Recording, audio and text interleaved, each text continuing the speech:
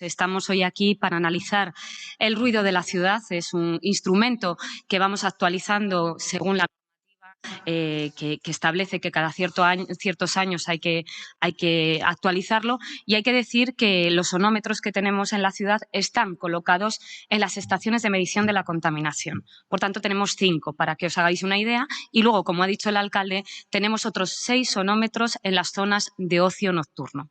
En este mapa del ruido no se contemplan, porque la legislación lo establece así, no se contempla el ocio nocturno, pero es cierto que nosotros estamos midiéndolo para que en el plan de acción que se hará después de esta evaluación estratégica pueda incorporarse medidas sobre la cuestión.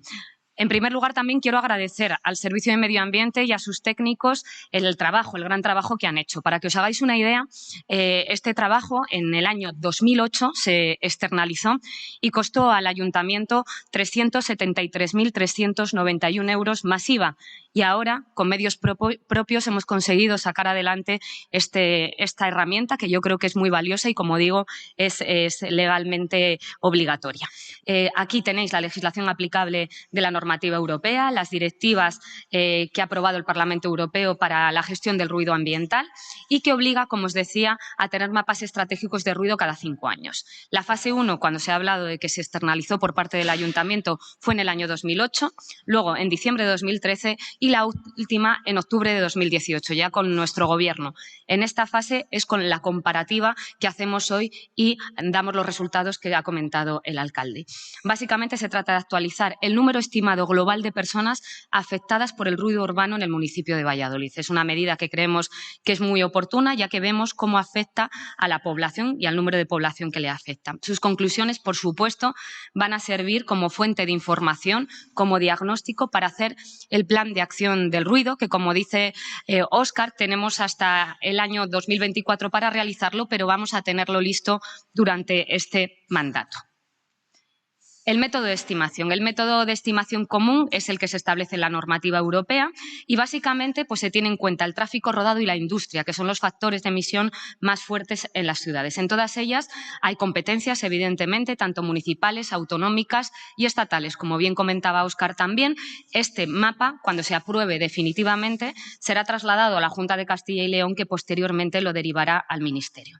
El ruido por tráfico rodado sigue siendo el más importante como primera conclusión y el que más peso tiene en la afectación de la población general de todas las fuentes que se estudian. Otras fuentes de ruido no incluidas en este método y no modelizables, como ocio nocturno, zonas peatonales, música en la calle, requieren medidas específicas y el Ayuntamiento en ese sentido está haciendo los deberes con los 6 sonómetros que os he comentado en las zonas de ocio nocturno y que nos están sirviendo como método de trabajo también en la mesa que tenemos de ocio nocturno, tanto con hostelería, con asociaciones de hosteleros, como con vecinos y vecinas de las zonas afectadas. Los periodos temporales para la definición de índices de ruido a determinar. Esto es una normativa que se establece así. El periodo de día se establece desde las 7 a las 7 con un total de 12 horas. El de la tarde, como veis, de 7 a 11 con un total de 4 horas. Y el periodo de noche es de 11 de la mañana a 7 de la mañana. El periodo de 24 horas es el que se establece para hacer medias y ahora veréis los resultados que se han dado. Bueno, las salidas del modelo, como veis, tenemos el mapa del ruido que va a estar colgado en la página web del Ayuntamiento y veréis en función del ruido que hay las distintas leyendas. Como veis, ahí tenéis los decibelios y los valores que tiene. En las zonas, evidentemente, rojas, es donde hay más saturación de ruido y en las zonas en las que veis el color más clarito, es donde menos ruido hemos encontrado. La población expuesta de Valladolid, que esto es lo que os comentábamos anteriormente. Ahí veis esas tres viñetas en las cuales abajo podéis observar que están las personas que están afectadas en población o no afectadas. Entonces, esa ha sido la evolución en función de la exposición al ruido. Ahí tenéis los valores, que esto si queréis luego más detalles lo damos, pero como sabéis y os he comentado antes, vais a tener las gráficas. para quien quiera profundizar. Este es un dato interesante. De la población expuesta de Valladolid se ha hecho un estudio por barrios. Como vemos aquí, Delicias y Canterac es de los barrios con mayor exposición al ruido. ¿Esto a qué se debe? Como comentaba Óscar anteriormente, una de las conclusiones es que en las zonas en las que se ha implantado los 30 km/h, que es toda la ciudad, excepto en las avenidas más grandes, se ha visto una bajada muy importante de los niveles de ruido. ¿Qué ocurre? Que en Delicias esto se supera debido a que están los polígonos y hay avenidas más grandes de entrada al barrio, al igual que ocurre en el tema de Arco Ladrillo, como sabéis, zona de Campo Grande o Huerta del Rey o Parque Sol, que tienen avenidas más grandes. Como veis, el resto de los barrios tienen una afección muy baja de niveles de ruido. Las conclusiones. Os lo hemos comentado anteriormente, el componente principal de este estudio en la ciudad sigue siendo el tráfico rodado, carretera, sobre la que hay que prestar la mayor atención.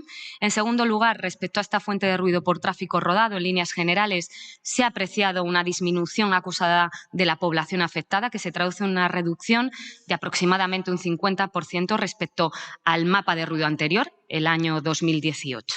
Ahí están los factores de los decibelios y las medidas que se han realizado. Fase 3, como digo, sería año 2018 y fase 4, 2022, cuando se ha estudiado. Por otro lado, factores que consideramos que han influido: la ampliación de las zonas peatonales en la ciudad, el ensanchamiento de aceras, la ampliación de los carriles bici, la reducción, como os comentaba, de los límites de velocidad, que como sabéis, Valladolid llevó a cabo esta medida, pero también es una obligación legal. Por tanto, me atrevo a decir que también las ciudades que están tomando esta medida, que es obligatoria, van a haber reducido el ruido, aparte de la contaminación atmosférica, y la reducción de afores medidos en 2021 con una bajada de aproximadamente el 20%.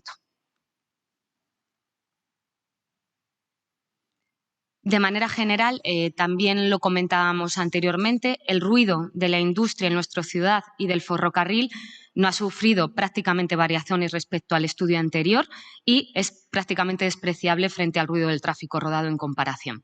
En general, comparando las dos fases 2018-2022, se observa una disminución de la afectación en todos ellos y una disminución de los índices acústicos en un escalón de aproximadamente 5 decibelios. Así que esto es lo que os podemos comentar y lo que os he comentado antes, que es el último párrafo, que es relativo al nuevo plan de acción, que esto nos sirve como base. Tendremos listo el documento aproximadamente en septiembre de este año. Como decimos, tendrá exposición pública, pero era un compromiso de gobierno, queremos que durante este mandato tengamos ya ese plan de acción del ruido. Sobre el mapa en concreto, la apertura del periodo de información pública y de exposición pública va a ser a partir del 22 de junio de 2022.